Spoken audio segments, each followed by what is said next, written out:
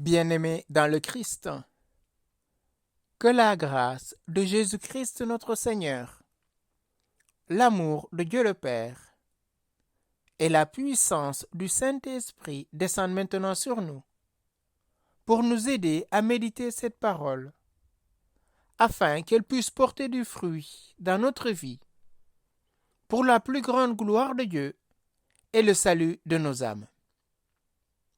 En ce 8e dimanche du temps ordinaire de l'année C, j'aimerais méditer avec vous l'Évangile de Jésus-Christ selon saint Luc, au chapitre 6, du verset 39 au verset 45. En ce temps-là, Jésus s'adressait à ses disciples en parabole. Un aveugle peut-il conduire un autre aveugle? Ne tomberont-ils pas tous deux dans un trou? Le disciple n'est pas au-dessus du maître, mais celui qui est bien formé sera comme son maître. Qu'as-tu à regarder la paille dans l'œil de ton frère, alors que la poutre qui est dans ton œil à toi, tu ne la remarques pas? Comment peux-tu dire à ton frère, « Frère, laisse-moi retirer la paille qui est dans ton œil », alors que tu ne vois pas la poutre qui est dans le tien? Tu te trompes. Enlève d'abord la poutre de ton œil, alors tu verras clair pour retirer la paille qui est dans l'œil de ton frère. Jamais un bon arbre ne donne de mauvais fruits. Jamais non plus un arbre mauvais ne donne de bons fruits. Chaque arbre se reconnaît à son fruit. On ne cueille pas des figues sur des épines. On ne vendange pas non plus du raisin sur des ronces. L'homme bon tire le bien du trésor de son cœur qui est bon, et l'homme mauvais tire le mal de son cœur qui est mauvais.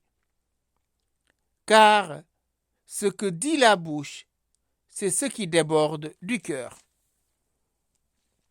Bien-aimés dans le Christ, dimanche dernier, Jésus déclarait à la foule: « Je vous le dis à vous qui m'écoutez, aimez vos ennemis, faites du bien à ceux qui vous haïssent, souhaitez du bien à ceux qui vous maudissent, priez pour ceux qui vous calomnient. » Jésus invitait ainsi la foule à la manière dont elle doit vivre la foi. Aimer son ennemi, ce n'est pas une chose facile. On dirait même que ce n'est pas naturel à l'être humain d'aimer son ennemi. Son ennemi, on se méfie, on se sépare et on se distancie de son ennemi. Or, Jésus nous dit de les aimer parce que celui que je considère comme mon ennemi est à l'image et à la ressemblance de Dieu. Jésus a donné sa vie pour cette personne-là. Ce qu'il me demande d'aimer, ce n'est pas un ennemi, mais c'est un enfant de Dieu qui est là. Bien sûr, sa manière de se comporter peut me blesser au point que cette personne devient mon ennemi. Mais je dois voir en cette personne l'image et la ressemblance de Dieu. Priez pour ceux qui vous haïssent. Souhaitez du bien à ceux qui vous maudissent. Priez pour ceux qui vous calomnient. Jésus, en demandant à la foule ce dépassement dans l'ordre de l'amour, parce que seul l'amour peut nous faire aimer nos ennemis, c'est-à-dire la charité. Car humainement, on est enclin à aimer ceux qui nous aiment, à haïr ceux qui nous haïssent, à nous méfier de ceux qui nous calomnient, à couper les ponts, comme dit-on souvent. Or, dans la vie chrétienne, nous sommes configurés au Christ. Et c'est avec lui que nous pouvons aimer nos ennemis, prier pour ceux qui nous calomnient et faire du bien à ceux qui nous haïssent. Aujourd'hui, Jésus continue son enseignement. Il nous dit ceci. Un aveugle peut-il guider un autre aveugle? Celui qui est aveugle, c'est celui qui n'a pas la capacité de voir, qui a du mal à voir, donc à discerner les réalités. Car c'est par l'œil que nous sommes en contact premier avec les choses. Bien sûr, il y aura le toucher, il y aura les autres sens. Mais par l'œil, nous voyons. Or, Jésus nous dit, si un aveugle conduit un aveugle, ne finiront-ils pas dans le trou? Et Jésus nous donne un exemple. Le disciple n'est pas au-dessus du maître, mais celui qui est bien formé sera comme son maître. Autrement dit, en écoutant l'enseignement du Christ, nous sortons de notre aveuglement. Car comme le dit Isaïe 42, versets 6 et 7, « Je fais de toi la lumière des nations. Je t'ai choisi pour sortir les hommes de leurs ténèbres. » Et voilà le véritable maître. Le véritable maître, par sa doctrine, aide le disciple à sortir des ténèbres de l'ignorance pour le conduire vers la lumière de la connaissance. Et c'est Jésus qui parle. C'est lui la véritable lumière du monde. Il le dit lui-même dans Jean 14. « Je suis la lumière du monde. Celui qui me suit ne marche pas dans les ténèbres, mais il aura la lumière de la vie. » En écoutant l'enseignement du Christ, nous sortons de nos ténèbres, nous sortons de notre aveuglement spirituel pour tendre vers son admirable lumière. Et cette lumière apaise, cette lumière délivre de l'esclavage du ténèbre, c'est-à-dire du péché. Le disciple bien formé est comme son maître. Autrement dit, si les paroles du Christ retentissent dans notre cœur, aimez nos ennemis, priez pour ceux qui nous haïssent et ceux qui nous calomnient. Si nous faisons cela, nous sortons des ténèbres de la vengeance, des ténèbres de la haine, des ténèbres de la jalousie, pour entrer dans la contemplation de la lumière véritable, car le Verbe est la lumière véritable qui vient éclairer tout homme. Jean au chapitre 1, à partir du verset 1 jusqu'au verset 4. Qu'as-tu à regarder la paille dans l'œil de ton frère, alors que la poutre qui est dans ton œil à toi, tu ne la remarques pas? Quel réalisme, c'est Jésus! Si on a la poutre, on est incapable de voir. À plus forte raison de vouloir enlever la paille de l'autre, dans l'œil de l'autre. Arrache d'abord cette poutre. La poutre, c'est ce qui tient, c'est la transversale qui tient les autres.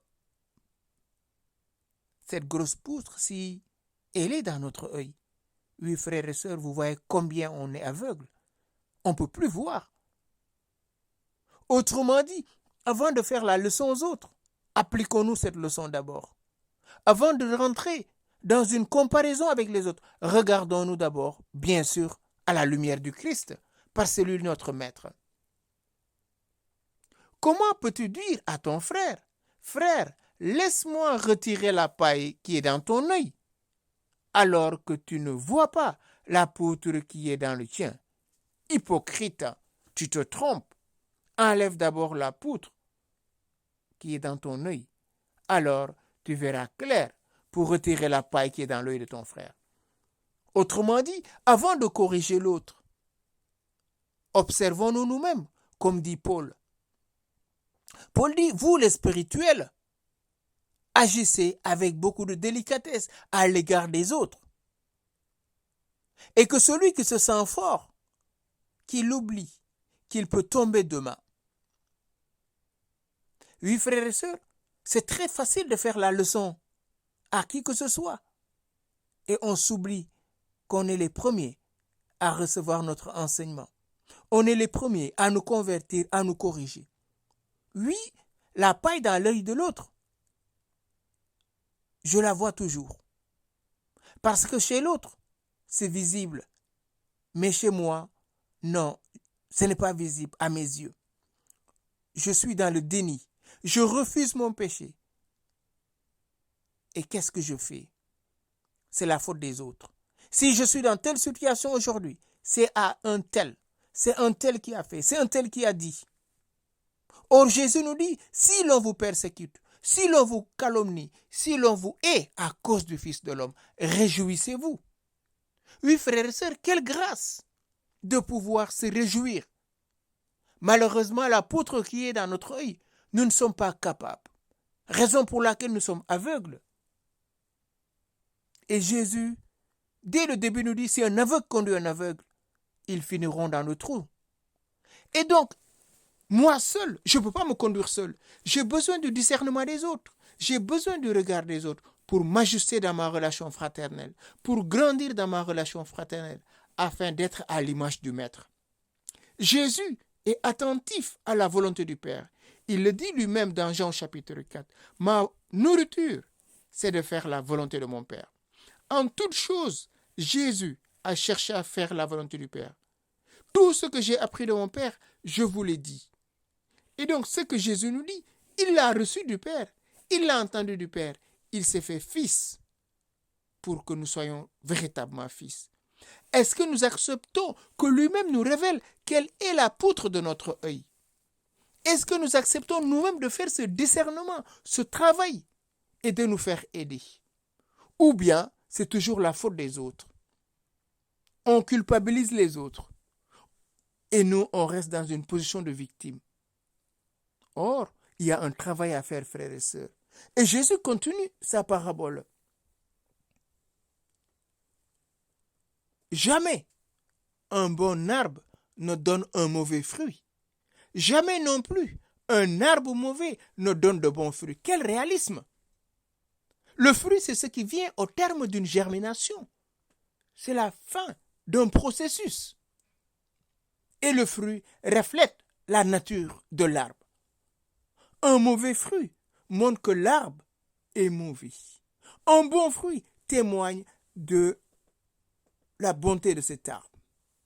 Un bon arbre donne de bons fruits. Et Jésus continue son réalisme. Chaque arbre se reconnaît à son fruit. On ne cueille pas des figues sur les épines. On ne vendange pas non plus du raisin sur les ronces. Amen, alléluia. Quel réalisme! On ne peut pas semer des carottes et récolter des choux. Oui, autrement dit, frères et sœurs, Jésus même continue, la suite nous le dit. L'homme bon tire le bien du trésor de son cœur qui est bon. L'homme mauvais tire le mal de son cœur qui est mauvais. Car ce que dit la bouche, c'est ce qui déborde du cœur. Un mauvais homme ne peut donner que de mauvais conseils. Et c'est un homme dangereux pour la croissance de la charité fraternelle. Aujourd'hui, mon frère, ma sœur, toi qui m'écoutes, qui est ton maître? Qui est ton père spirituel? Qui est ton guide spirituel si tu en as? Attention, Jésus nous dit, on est aveugle. Et si on veut être notre propre guide, nous risquons de tomber dans le trou, c'est-à-dire dans l'illusion de notre propre conception, de notre propre analyse, de notre propre état d'âme. Oui, comme disait Tertullien, un chrétien seul est un chrétien en danger. Frères et sœurs, la charité fraternelle se construit avec les autres. Qui écoutons-nous aujourd'hui? À qui demandons-nous conseil? Des gens qui nous donnent des réponses que nous espérons, que nous attendons, que nous voulons, ou bien des gens qui nous mettent sur le droit chemin de l'évangile? Ôte d'abord la poutre qui est dans ton œil. Oui, frères et sœurs, ce n'est pas facile quand on nous dit cela. Mais Jésus lui-même nous met sur ce chemin d'humilité et de vérité, car seule la vérité nous rend libres. Oui, frères et sœurs, il est grand temps que nous rentrions sur un chemin de conversion. Une conversion véritable, choisir le camp de la vérité. Arrêtons de nous faire illusion, comme dit Saint Jacques. Vous écoutez la parole, sans la mettre en pratique, c'est vous faire illusion. Depuis 3 dimanches, Jésus nous exhorte à la béatitude. Il nous a dit, heureux les pauvres, heureux ceux qui pleurent, heureux les affamés. Dimanche dernier, il nous a dit, aimez vos ennemis, aimez ceux qui vous haïssent, priez pour ceux qui vous calomnient, faites du bien. Aujourd'hui, il nous demande, après avoir entendu tous ces enseignements, est-ce que cela touche notre cœur? Car c'est du plein du cœur que l'homme parle. Qu'est-ce qui est dans mon cœur aujourd'hui? Qu'est-ce que je veux vivre dans ma relation avec le Christ? Suis-je dans un chemin de mort ou de vie? Dans le Deutéronome 30, le Seigneur nous dit, j'ai mis devant toi un chemin de vie et de mort. Je t'en supplie, choisis la vie. Oui, frères et sœurs, n'entrons pas dans un compromis. N'allons pas vers ceux qui nous cajolent, ceux qui nous donnent des prophéties d'amour, ceux qui prophétisent le mariage, ceux qui prophétisent le travail, sans être en conformité avec la volonté divine. Mettons-nous à l'école de notre mère, la Vierge Marie. Elle n'a pas tout comprise quand l'ange lui a dit, voici que tu vas concevoir et enfanter un fils. Elle a dit, comment cela va-t-il se faire pour entrer en conformité avec la volonté divine? Et elle finira par dire, que ta volonté soit faite, Seigneur. Oui, frères et sœurs, acceptons cette vérité de l'évangile. Un bon arbre ne peut produire que du bon fruit. Un mauvais arbre ne peut pas produire un bon fruit. Un cœur bon ne peut dire que de l'amour, ne peut produire que de l'amour. Un cœur mauvais engendre la jalousie, engendre la mort. Regardons, que chacun s'observe maintenant, que chacun discerne qu'est-ce qu'il veut vivre en ce carême qui commence la semaine prochaine, mercredi prochain. Nous rentrons dans ce temps béni. Demandons à l'Esprit Saint de venir nous aider à discerner où est-ce que je suis aveugle. Saint-Esprit, montre-moi où est-ce que je suis encore aveugle. Montre-moi dans quel trou je suis tombé et que j'ai du mal à sortir. Saint-Esprit, viens élaguer ces branches qui sont déjà mortes en moi pour que je sois toujours greffé au cep qui est le Christ, pour que je puisse porter du fruit et du fruit en vérité. Car comme il nous le dit dans l'évangile de Jean, chapitre 15, je vous ai choisi et établi afin que vous alliez et que vous portiez du fruit et que votre fruit demeure. Oui, Saint-Esprit, nous voulons ce temps de carême porter du fruit pour la gloire du Père. Toi, le doigt de la main du Père, son authentique promesse, garde-nous dans l'humilité. Donne-nous de ne plus avoir peur ou honte de nos poutres, de nos faiblesses, de notre péché. Mais que toi, le doigt de la main du Père, toi, la douceur par excellence, tu nous retires cette poutre pour que non pas nous disions à notre frère, je vais te ôter la paille, mais que nous puissions entrer dans une compassion véritable, les uns à l'égard des autres, nous entraider à grandir. Seigneur, te confions tous ces guides. Éloigne de nous des guides aveugles. Donne-nous des guides remplis de ta miséricorde, remplis de ton Esprit Saint, pour que nous puissions grandir en sagesse et en âge, comme toi-même tu as grandi auprès de Marie et de Joseph à Nazareth. Donne-nous que ce temps de carême que nous allons commencer soit un temps d'une conversion véritable. Que nous cessions de nous tromper, que nous cessions de nous mentir à nous-mêmes, mais que nous entrions dans une véritable démarche de conversion et de croissance spirituelle. Que la Vierge Marie, elle qui est notre mère, nous accompagne sur ce chemin d'humilité, de mort et de résurrection avec le Christ, maintenant et pour les siècles des siècles. Amen.